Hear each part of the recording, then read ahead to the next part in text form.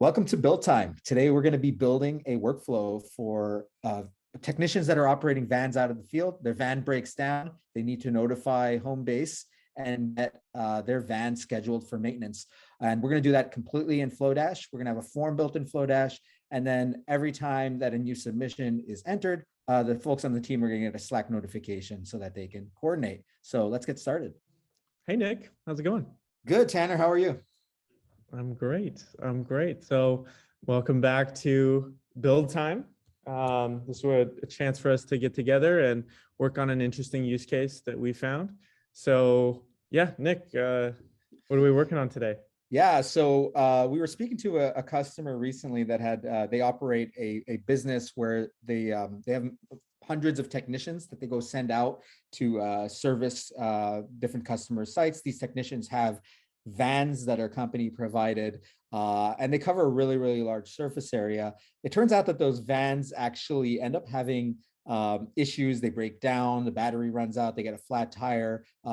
At scale, it ends up happening relatively frequently, and they're looking for a process where they can just get a little bit more organized about how these technicians report these issues, how home base can kind of ensure that the van is properly serviced, and that like any of the jobs that are dispatched for that day can get rescheduled and business can continue operating. So I'm thinking that's what we'll be building today, Tanner.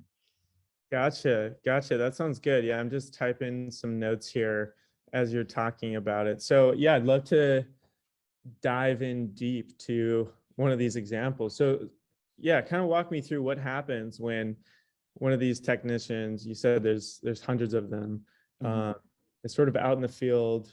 I think that means like kind of driving around, working on a job, and something happens. What's happening today? What are they doing today?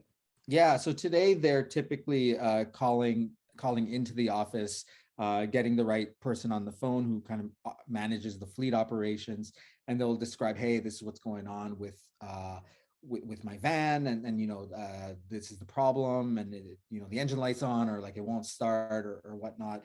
And that person on the ops side is going to be generally they're just like keeping track of this on a to-do list, like in terms of reaching out to a tow truck if the vehicle has to be towed, getting a garage that it's going to get towed to, getting an estimate from them, figuring out how long it's going to take. And the hard part, the pain is that sometimes with so many moving pieces, so many vans out there across the country, sometimes things slip through the cracks. And when they're expecting a van to come back online for jobs that day, it might actually not be ready. And then suddenly like there's a bunch of disappointed customers. So today it's a lot of kind of manual tracking, and they want to kind of systematize that.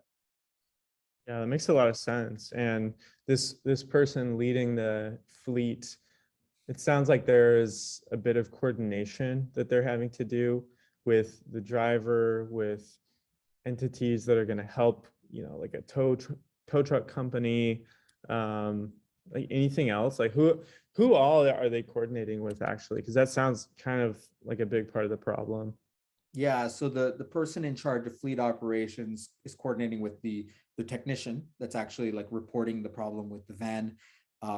They have a counterpart who works in a department called field services. That person is responsible for all the jobs that are to be done that day, which technician they're assigned to, how those jobs are dispatched. My understanding is that happens in a whole other system. So it's kind of out of scope for what we'll be building, but there's definitely a coordination point with that person. And then, yeah, the tow truck that they'll have to get a tow truck if the vehicle needs to be towed. A garage that would be performing the maintenance, repairs, whatnot.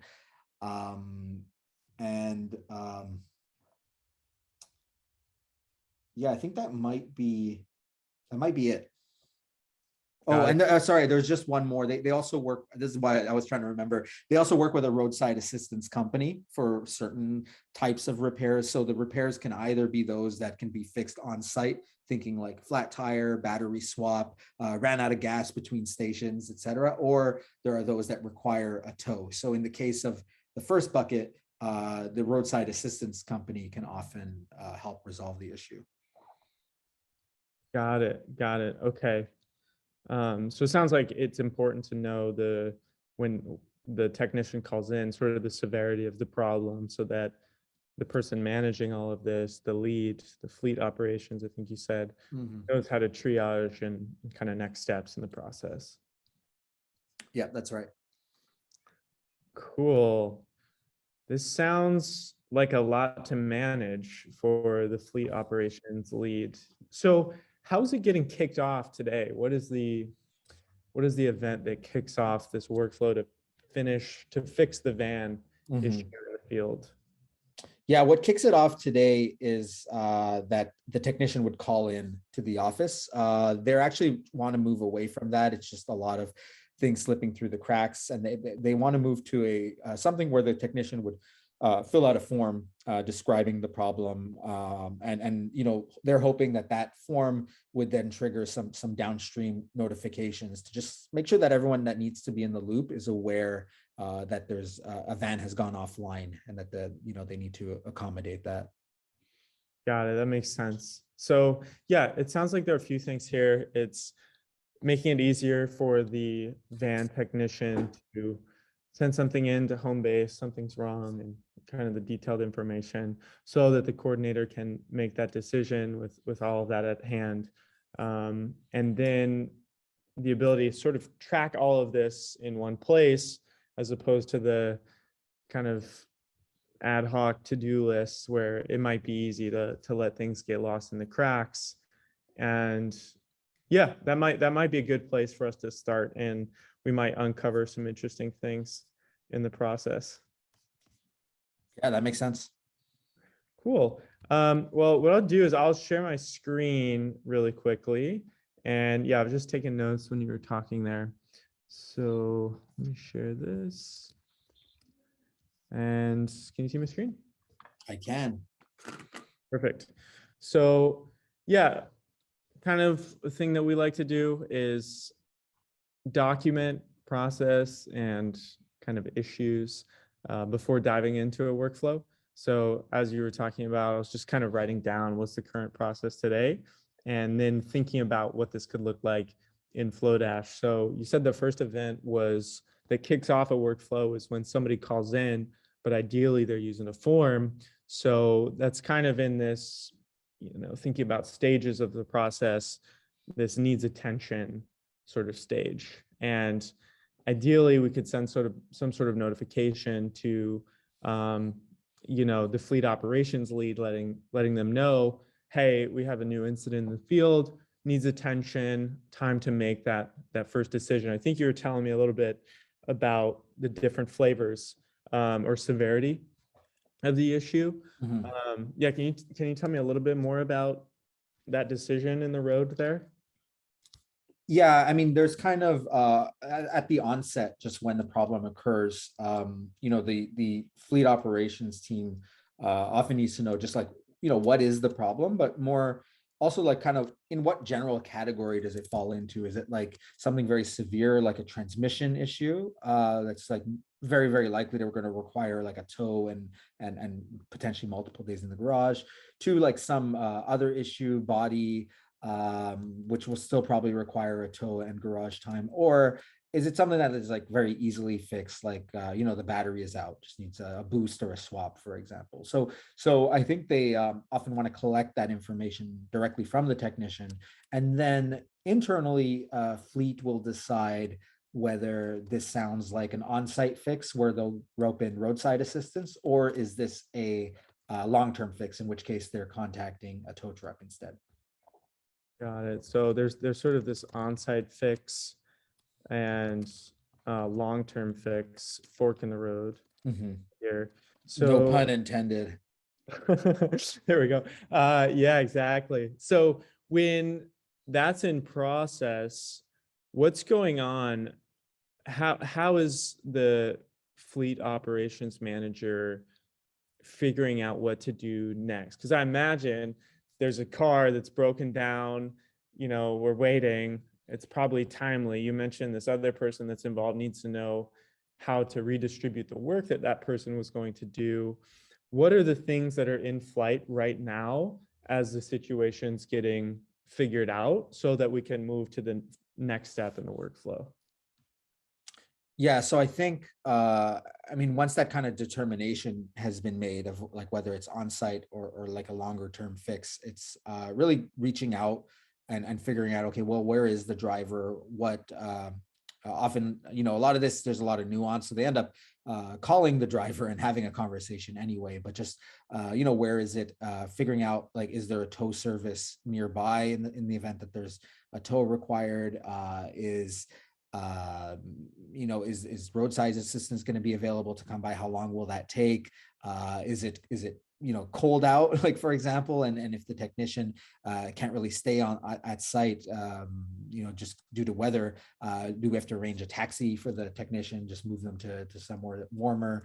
Yeah, a lot of these things, it's very, very nuanced. So that, you know, it's by design, not really something that's going to be fully proceduralized, but just having a central place to track kind of the, you know, the issues in flight, I think is important to the team. Got it. That makes sense. Okay. So let's say we are in one of these forks in the road. We have an incident where I'm not that good with cars, but maybe something was wrong with the battery and it was maybe in the short term on-site fix bucket. And there was this conversation that happened. We checked in on the driver. Is that kind of like a phone call? We give them a call and just kind of see how's it going. Yeah, that's my understanding. I mean, part of that information is going to be in the form submission, but it sounds like, yeah, just reaching out to them is important as well. Okay. Yeah, that makes sense. And then once I guess it's important to know the status, like we were saying, the visibility kind of maybe for the rest of the team. But once we kind of know what's the plan, what happens next with the driver? Yeah, well, once we know the plan, yeah, I mean, the fleet is in contact with the driver throughout this whole process. So just providing updates. And again, depending on the circumstances, maybe they're going to wait with the van, maybe they're going to go home, they need transportation to get home. Maybe it's cold out, they need to get out of there like immediately. So it kind of depends on the situation. But kind of once you know, when it's been decided like this is going to be on site and like roadside assistance on the way, or this is going to be longer term and we got to tow it, you know, the dispatch team needs to know about that as well. So making sure that both teams are in the loop.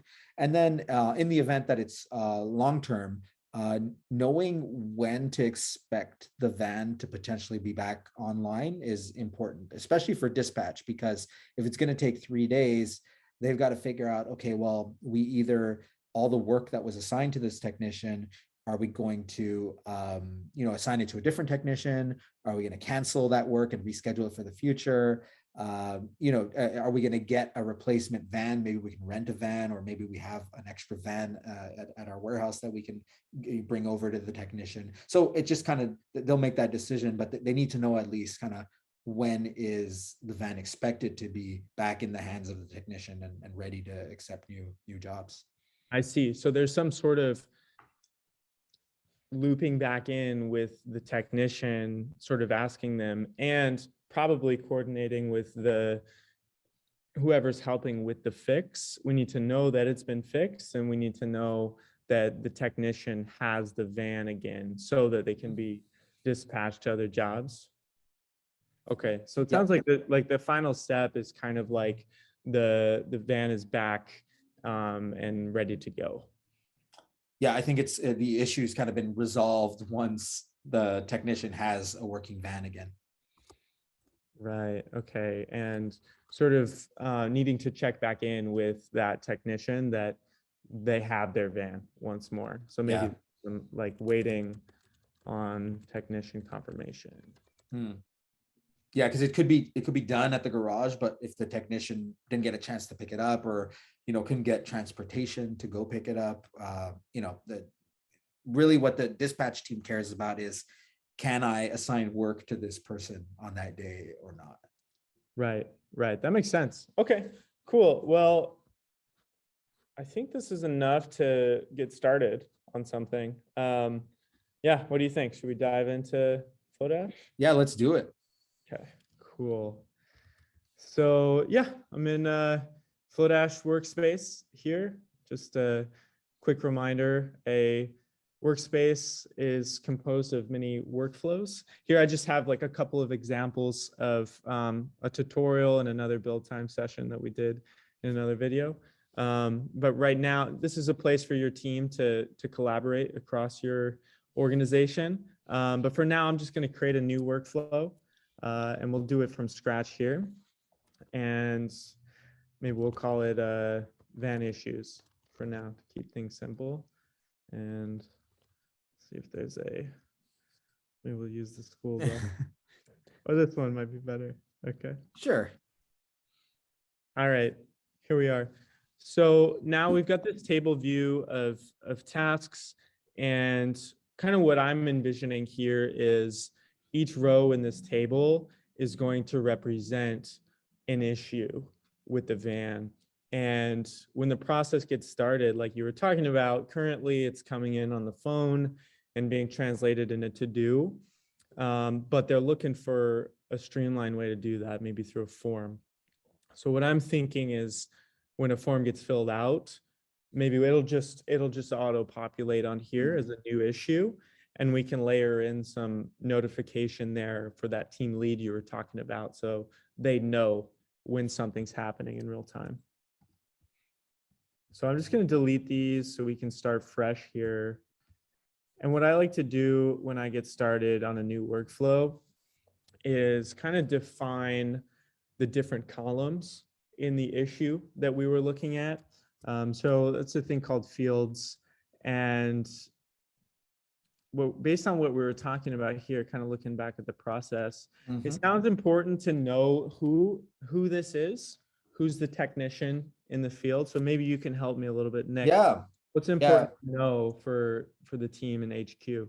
Yeah, so they're looking to each technician has an ID, so they just call it like the tech ID. Okay. And when they'd like to know which technician it is. There's also every van is identified, so like what's the van number that they're calling in reference to.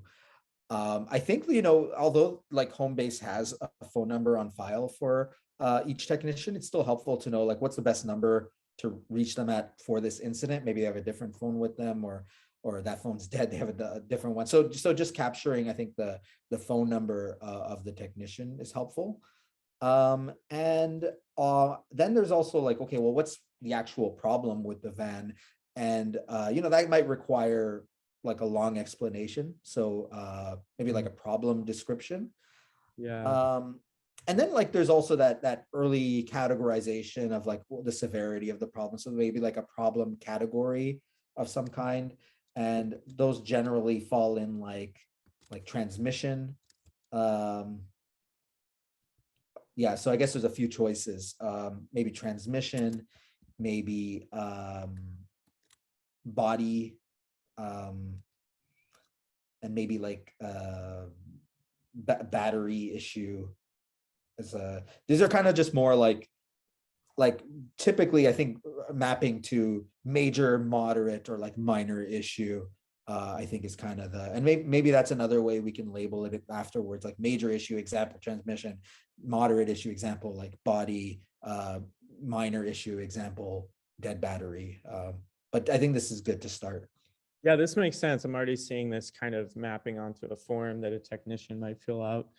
And then, yeah, you also mentioned it being important to know when the, ready to rock again date is. So maybe capturing that in the table view would be nice when we're looking at that at the end of the day, figuring out who maybe we need to follow up with, make sure they've got their van ready for tomorrow.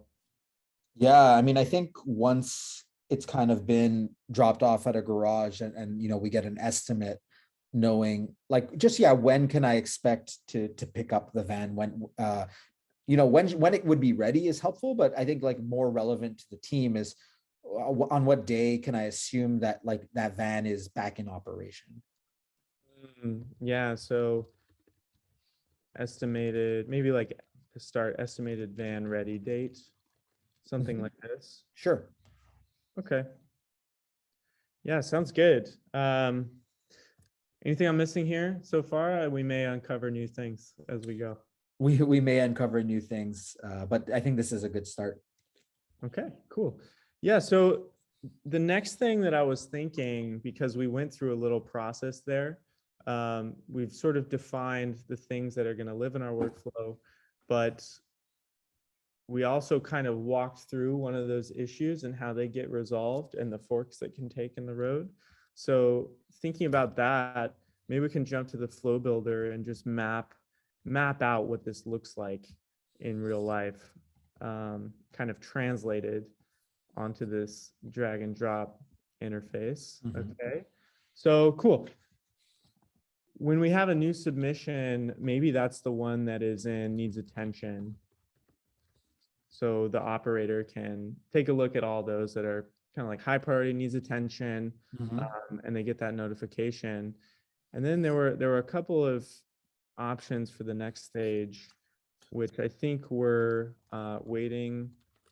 It's like waiting on site fix or long-term fix. And the reason why I'm putting these in stages is because it would be nice to be able to see a view of all the long-term and on-site fixes at once to maybe know how to prioritize the work for the day. So waiting on-site fix.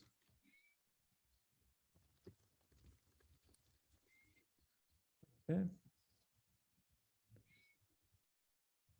Perfect. And the next step in the process we mapped out there, kind of waiting on technician confirmation and then ready for dispatch.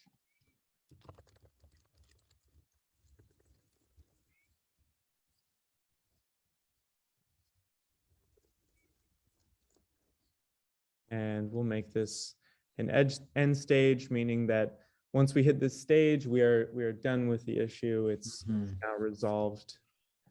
And maybe we'll add some colors here. It's keeping things simple.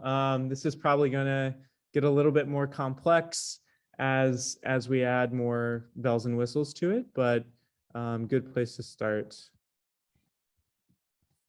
Got it. And is waiting on tech confirmation, is that kind of like where the fix is in flight and we're just, kind of that whole period from which we've brought in the van for repair and up until the technician is able to pick it up?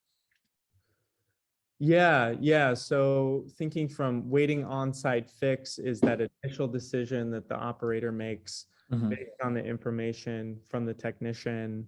And I want to, do you think there's anything missing in here from waiting on tech confirmation once the van is basically ready for pickup? And because this is saying technician got the van, they're ready to go. Yeah. Kind of from what you know about the workflow, is there anything else in here that's an important stage?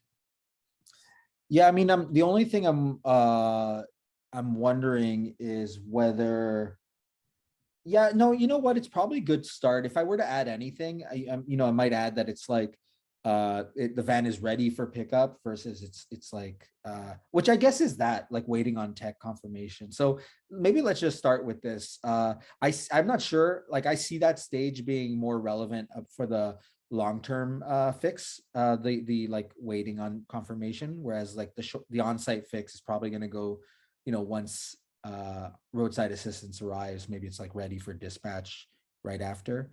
Because I think on the on-site, it's not really pickup. I think like I assume they're with the van during the on-site fix. So I would imagine on-site would probably go straight to like ready for dispatch. Right. This makes sense. Yeah, I see that. So because it's an on-site fix, it sounds like the technician will probably like be there the whole time. And there's no need to bring a van to a separate place to be fixed. Right. And they can go immediately to, okay, we're ready to rock. Yeah. Okay. Yeah. And when I noticed you're like dragging these lines between some of the boxes, like what is that doing? Yes, good question, Nick. So what this is doing is quick overview of the flow builder is these little pills here with the round edges. Those are stages. That's what we call stages. you can think of them as statuses with a little extra functionality. And when I'm dragging this arrow to this other more um, square thing on the screen, that's an action. And an action can do a few things. So once we drill into action, and this one is moving that item from waiting for a long-term fix to waiting on tech confirmation. So you can kind of, you may recognize this as sort of a decision tree that's common when mapping out a process. But what this is going to translate to, and I'll show you in a second, is when we're in this stage, then this button is going to be available for a user to click on. And that's why we call it an action. It's clickable. And then we define what happens. And what happens can be basically anything we want it to do, whether it's transitioning, as we're seeing here, represented by the arrow, to the next stage. But we can also add messages, post it to Slack, or get real fancy and hit an API call. Basically, we can add some steps, some logic underneath that button when it gets clicked. But basically, if you're familiar with state machines, we have a set of states and rules for how those states can transition to one another. And that's really what the flow builder is representing. Got it. Cool. All right, so I'm going to bring this together a little bit because you said waiting on-site fix can go straight to ready for dispatch. And then it sounds like we can also go from confirmation to ready to go as well.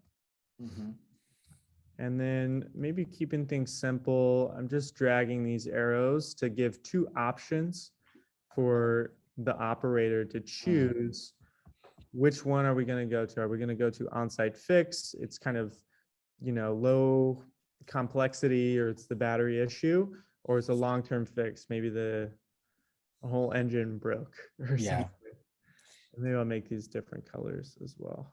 Yeah, that makes sense. You mentioned that those are going to be like buttons that a user is going to click. So I think if they're different colors, that might help differentiate them. Yeah, definitely. And again, this is keeping things pretty simple. I think as we move through this and as we can come up with more ideas to make life easier, we'll just keep adding things and modifying this as we go. Yeah, a couple of things one, I wonder if we can shorten the names on those top buttons, like on-site fix would be kind of like the button I would click, and then that one might be like a long-term fix. The other thing is sometimes, it sounds like something's on site, but then, maybe the roadside assistance is just not available, or it turns out it is a long-term fix. So I think it's we need the flexibility to be able to like change our mind that okay, no, I'm wrong. It's actually like long-term, or vice versa. So yeah, can we wire that up? Yeah. So you're saying, for example, looks like it's a quick on-site fix. It might be more complex. So we want the ability for that button to show up on the on-site fix, and kind of vice versa for being able to toggle back and forth between those. Yeah, that's it. That makes sense. Yeah, so the arrow magically is going to make that button show up at that stage. So yeah, perfect. Cool.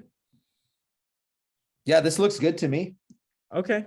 Yeah, sounds good. So maybe for the next step, we can build that form that the field worker is going to see. So I'm just going to pop over here to forms. And ideally, I want to create a quick form that when it's submitted by somebody who can just kind of access it on their phone, it's going to create a new task in Flowdash, or a new issue. So I'll just call new van issue. And that'll be a new form. And the title, notification form. And we could add some helpful information, but we'll just keep things simple to start. So I'm just dragging the fields that I want the technician to put in here. And like we were saying before, it's important to have that information about category in the description. But I'm gonna leave estimated van ready date out just because it's not really relevant for submitting the issue. Mhm. And I'll kind of, call this your, give this edition, give this a different label, and we kind of want to make that required because we're really going to need that information to communicate with them. And maybe we can just make all of this required on the form. Could have done this as well in the, when we were setting up the fields, but I'll do it in here too, just so we have that flexibility as an administrator of the workflow. For the problem category, I think we mentioned like there's these kind of major buckets. Could we add like some additional text for the technician, just like providing more instruction, like maybe choose the issue that like best matches what you're experiencing? Yeah. Please choose, sort of the category that best matches what you're experiencing. This will help HQ prioritize next steps. Awesome.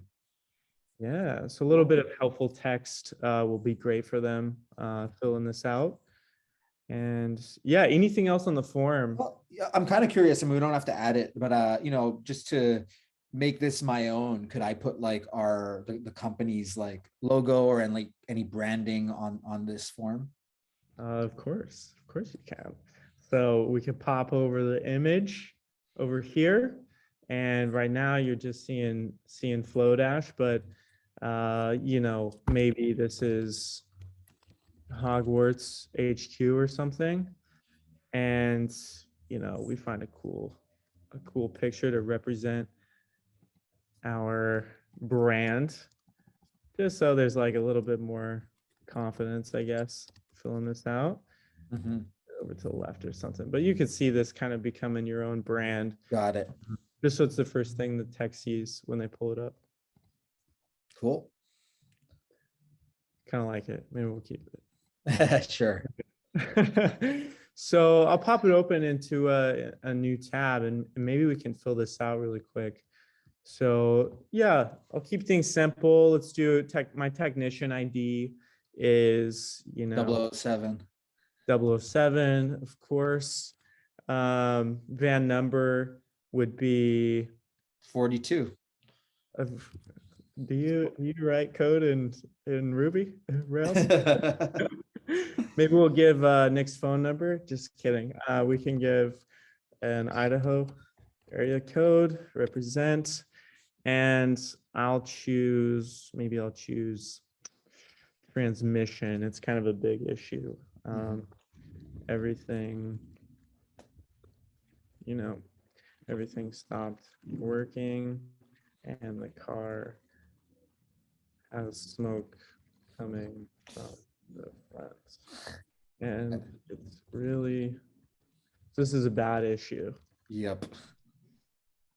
All right, so I'm going to submit this, and what we expect is that when I go back into the workflow, I can see that new issue and it's needs attention.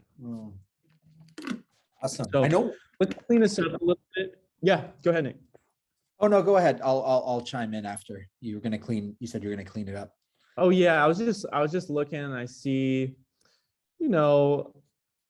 maybe I'm only interested in a couple of things here. Kind of the category might be interesting, the tech ID. I basically just want to focus on the most important stuff in this view. So I was just going to hide some of this stuff, like updated on, I think is okay to remove from here. Maybe we'll keep this. I'm going to remove the description because we'll see that in the drill down, and phone number, we can keep it available. I think only one person works on this flow at the company. So maybe even like the assignee might be like a one you could remove if yeah, that makes sense. Yeah. Another thing I'm curious about is like some of these like 007, 42, that they're, it's pretty small. Like, can we control the widths of these fields? Oh, for sure. Yeah. I mean, just imagine like you're in Excel or a different spreadsheet program. Just we can kind of control the width by dragging those right there. And yeah, that's how we would do it. Cool. All right. So you also mentioned notifications. Yeah, So that's what I was going to chime in with was, I think the team it works a lot out of Slack, and often when one of these vans goes out of service, it's very timely that both the fleet and dispatch like find out about it as soon as possible, and kind of how the status is changing over time. So yeah, they'd love to get a Slack notification whenever there's kind of a new entry in this workflow. awesome. Yeah. So let's do that.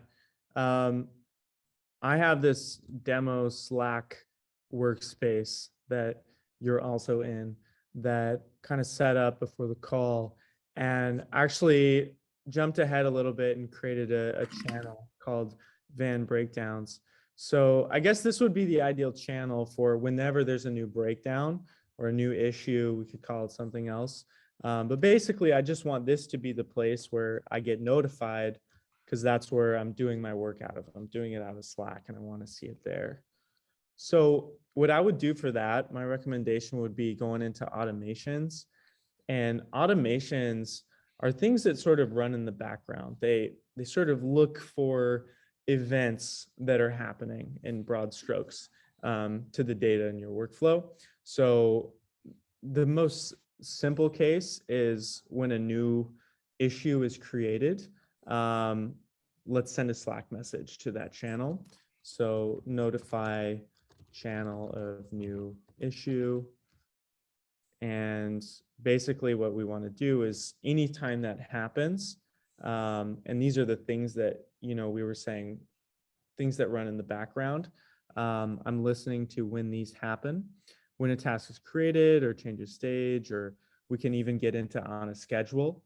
Then it's the same steps that we were looking at in the flow builder, which were manually initiated by touching a button. But these are just automatically triggered when something happens. So I'll just choose Slack post for now. And we've connected to that workspace already. So we should see that channel show up here. So saying just something quick and easy, because it seems to be, we just want them to know and to head in. Mm-hmm. So new issue in the fields. Please come take a look. And maybe we can give a sneak preview of kind of like the category of what's going on, just in case that's useful to see up front. And maybe the description is useful to see in Slack too. Mm. Yeah, I'm wondering if even the phone number might be helpful potentially. Like if I see the message and before even jumping to Flowdash, I can call the technician, just make sure everything's okay. Like get just remove as much friction as we can there. Definitely, yeah. So this is just going to grab translating from this form that we just created into a Slack message in that channel. Whenever somebody fills out this form, we're setting up this automation to send this message, but with the values that the person in the field sent to us. And I'm going to keep this checked. And what this does is it's going to basically update the stage of this. Right now, you can see the stage is done just in this quick example with the value in Flowdash. So when you're looking at that channel, you should be able to see, who still needs attention. How long has it been since that message was posted? Just so we have a quick overview in Slack. Cool. So maybe we could see this in action by creating a new task or a new issue. I keep saying task, so I'm going to actually rename task to issue. And I'm doing that over here where we're basically saying every item in the table is called an issue. And maybe we'll give it a, you know, a special name when we're looking at it, when we're drilling down. This is kind of just for visible ease of use. So I'll just add a tech ID and van number, because that's how I'm thinking about this. So now let me create a new issue, because that's what we're calling it. And we'll do another one with 008, and van number is 43. And tell us it's on fire. It's not good. It's bad. Maybe it's a body issue. And we'll create that issue. So if all worked out okay, we should have got a message in Slack. And we see that. We see, okay, new issue in the field, take a look. And we have the category and the phone number right there if we want to give them a call. And yeah, we can quickly jump straight into that issue with the quick link. So here we are. This kind of is the start of the workflow here, where we can start making that first decision. Awesome. So doesn't look good. Yeah, to start, you know, maybe it's already pretty simple, but maybe I'll just kind of show how, as we add more information, as we add more rows to the workflow, I would clean this up. So maybe I will just call this, you know, technician details here. And I basically just want this to be easier for me to look at. So really what belongs in technician details are kind of ID and van number.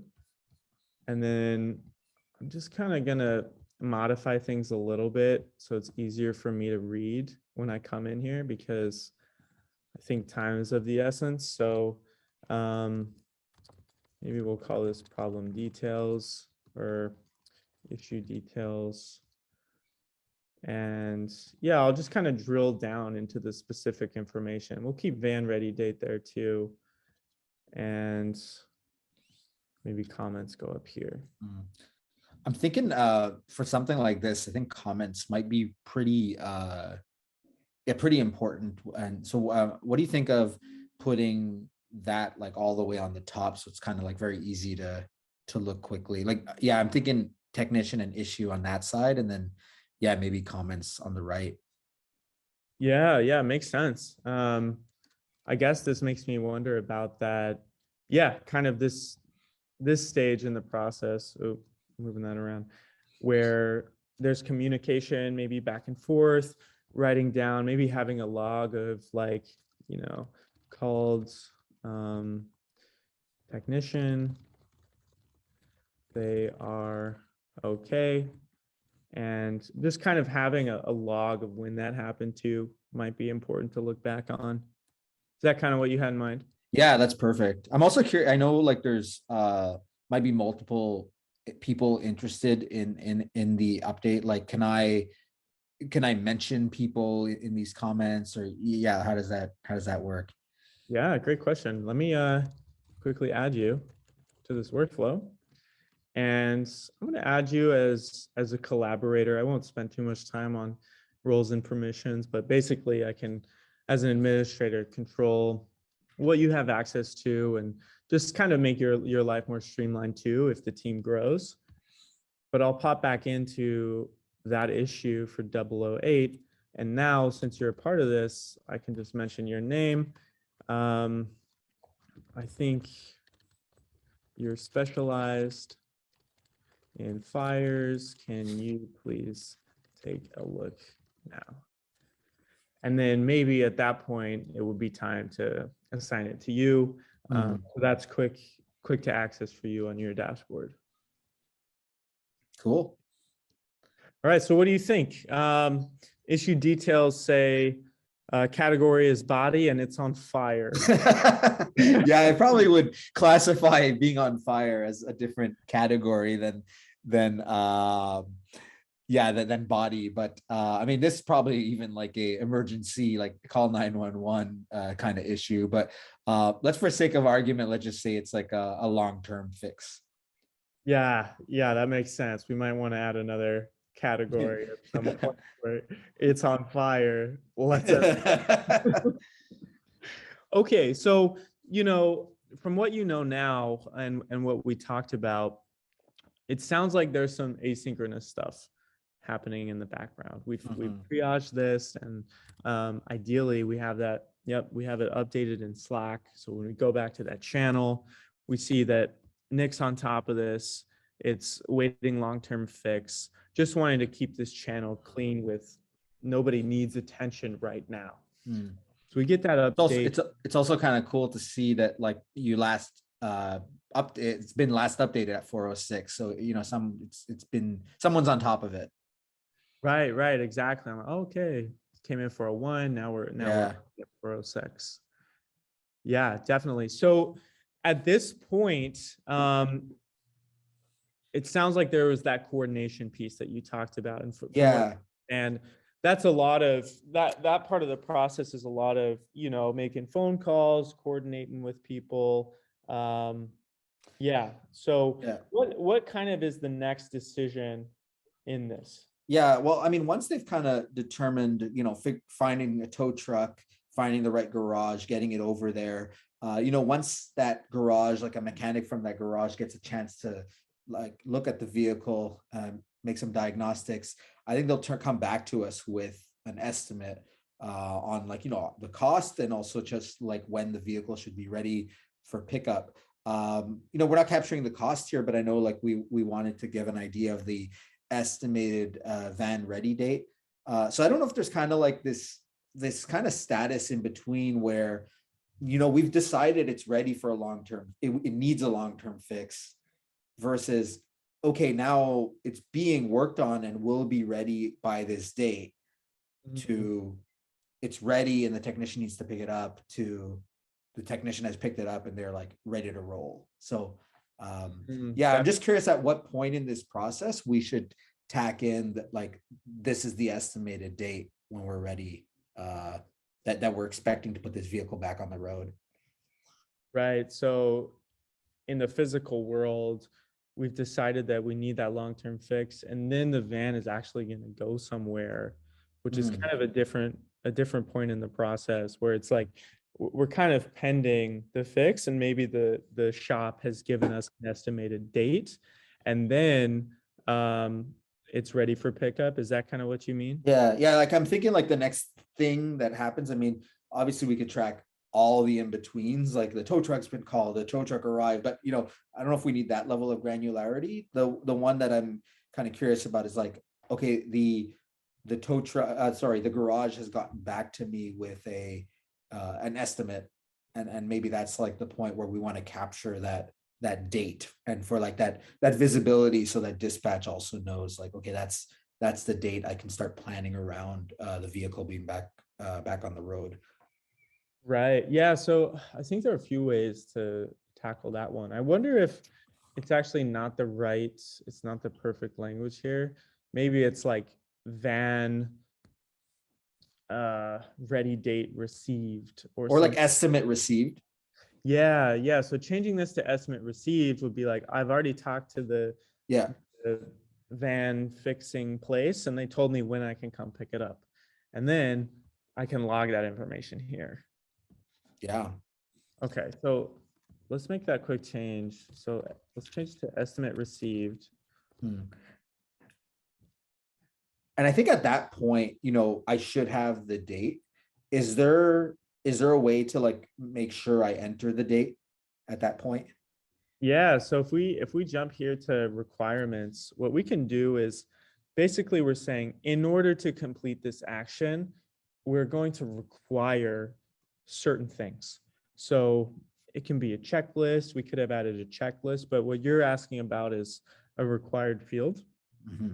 So I'll just click the estimated van ready date. And so how this reads here on the left is that in order for me to perform this estimate received action, it's required that we input that date. So I'll show you what that translates to over here. Estimate received, we've had that conversation. We know what's going to be in the next few days. So I'm just going to, oh, looked like I didn't input that yet. And maybe it's going to be tomorrow. It's going to be a quick fix. So it's gonna be ready today so that we can, like, it can get back on the road tomorrow, right? In this scenario, yeah, Yeah. ready to go tomorrow. Got it. Awesome. So I guess the next stage that we defined is ready for dispatch. So right now we're in waiting on tech confirmation. And what we talked about before was we need to know when the tech went and received the van is ready to go again. Yeah, that's right. And I think, like, the real, the pain point we want to avoid is where we're under the assumption that that van is going back on the road tomorrow, but for whatever reason, it's not ready, or the technician was unable to pick it up, or any of those reasons. So I think what the team would like is kind of a reminder as it's like that time is approaching, like, hey, like, it's 4 o'clock the day before, we're expecting that van to be back on the road. Like, if it's not in the technician's possession, like, we need to reschedule things for tomorrow. So just like a reminder to the fleet operations team that we got to make sure that van is not marked as like ready for dispatch yet. So want to bring it to somebody's attention. That makes sense. So yeah, walking through this example right here, we have waiting on tech confirmation right now and the estimated van ready date. And I think we define this as the date at which the van is ready to be taken from the shop. Yeah, I think we can kind of choose. I think if we define it as the pickup date, then perhaps like the day after is the first day that it can be actually used. Or if we mark it as the kind of the first day it's expected to be back on the road, then I think the pickup would just be the day before. So I think we can model it either way. Right. So I think, yeah, when you said pickup date, it kind of made a little bit more sense to me. And we can just change the name of this and do that computation in our head when we're talking with the van maintenance place. They say, oh, it's going to be ready tomorrow. It's actually, the pickup date is probably the same date as the van ready date, right? I think so. I think it's just more, if you pick it up at the end of the day, I probably can't dispatch any jobs to you that day, versus like the day after would be the first day. So I think pickup date makes sense, though. We can use pickup date. Got it. Okay. Yeah, that makes sense. And so you were saying that it's important to basically see all of those that are not ready for dispatch, the ones where we haven't had the confirmation yet, and time is of the essence. We need to know if we can basically start dispatching these. Yeah. So in this case, I think, like, the way you have it there, the ones on the 27th, like if today's the 27th and it's the end of the day, or nearing the end of the day, and it still hasn't been picked up, then there might be an issue getting this van on the road in the morning. So yeah, I think that's when the team would like some kind of reminder to get on top of it. Right. So I guess maybe if we're going to make this more realistic for that example, let's say for sake of example that the pickup date was today, and basically by the end of the day today, we need to know that the van was picked up so that we can dispatch them tomorrow. So I want a like specific view of that. So what I might do is add a filter for, first we said I want to know when the pickup date is tomorrow. So I'll just do that. Or you said the ones that are being picked up today, right? Yeah. Yeah, where it's today, but we haven't moved past the confirmation stage yet. So maybe stage is not ready for dispatch. So even if we're early in the process and the rest of the team is expecting the van to be ready, we need to take care of those. Yeah, that makes sense. And I'm just going to save this just for kind of quick access as well.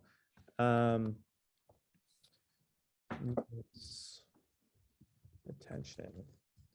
So these are kind of like high priority issues here. So just save that, call it needs attention. And you mentioned notifications as well for those that need attention, because maybe, the day gets away from us and we don't have time to come back in here and check, but we are working out of Slack. So you're mentioning it would be nice to know if anything is left in this category at the end of the day. Yeah, I think that would be helpful. Okay, let's do that with another automation, and let's call this one send needs attention for pickup to Slack. And for this one, let's run this on a schedule. And on this one, I think we want to do it every day, probably, just to make sure that's filled up, because things change daily, it sounds like. And maybe we'll do it at the end of the day. One thing is this is in UTC. And I think so the company's on the East Coast. So 4 p.m. Eastern in UTC, if I just Google that, is 9 p.m. Okay, 9 p.m. So let's go to 9 p.m. And basically we're saying here is every day at the end of the day on the East Coast, adjusted for UTC time. We want to basically apply that same filter. I just want to get that information in Slack. So I'll add a filter here, and we'll do the same thing. Pickup date is supposed to be today in UTC, and the stage is not ready to go, basically. Okay. And then for all of these, we're just going to do a quick ping to Slack. And, we could make a new channel for this one, kind of like the get that confirmation ASAP channel, or we'll just use the same one for now. Or we could send it to an individual person. Maybe we know that these all are going to be assigned to somebody, if we kind of enforce that in the workflow. So we could do an assign to, just so like the right person gets the right thing. Keep it simple for now. I'll send it to van breakdowns. Yeah, could we say like van number 42 was supposed to be picked up today, but has not been was supposed yeah. No confirmation. Please contact tech blank. Yeah. At and then phone number. Perfect. Yeah, so they don't even need to leave Slack yet. Yeah, I mean, they might once they speak with them, they'll want to mark it as what do you call it, like confirmed, ready for dispatch for the next day. Right, exactly. Okay, yeah. Cool. So yeah, we can create this. We can maybe see if we can finesse the time a little bit to see if we can run. But yeah, in the background we'll get something running. But well, that's sorry, I gave you 4 p.m. Eastern, so I don't think that's it's not going to work anyway. We're on the West Coast. This is always the problem in software is timing, isn't it? Yeah, that's okay. One thing that does happen sometimes though is like, we get the vehicle to the garage and like they say it's going to be ready a certain day, and then like a part's back ordered and it ends up like taking longer. Yeah, like how can I change that date once like we've entered it? Yeah. So just to clarify, looking at this one, maybe we've already triaged this. It's an on-site fix, and I'm kind of getting the overall view here. you're mentioning this date may change sometimes. Well, for the long-term fixes, yeah, like the garage might say they need more time, and I just want to change that 126 to like 127. Yeah, for sure. So maybe we move into long-term fix, and we already put that date in here. Here we go. We'll save that. And yeah, there are a couple ways of doing that. You could pop right into the details and just edit directly and say, oh, it's going to take maybe a week longer than expected. And that's going to impact what you see in that saved view that we saw. So if it had been today and then we bump it out to a week, then that's going to update this needs attention view as well. And you're not going to get the Slack message. You can also do it directly from the table, and maybe it's going to be ready on Monday now. So a couple ways of doing that. Awesome. All right, so that's it for this build time session for van repairs out in the field. We started from a to-do list and some phone conversations to something a bit more structured with hopefully better notifications and bringing in the team at the right time. So if you have feedback, please leave them in the form of comments, or just reach out to us directly and let us know any ideas for future build times. Thanks.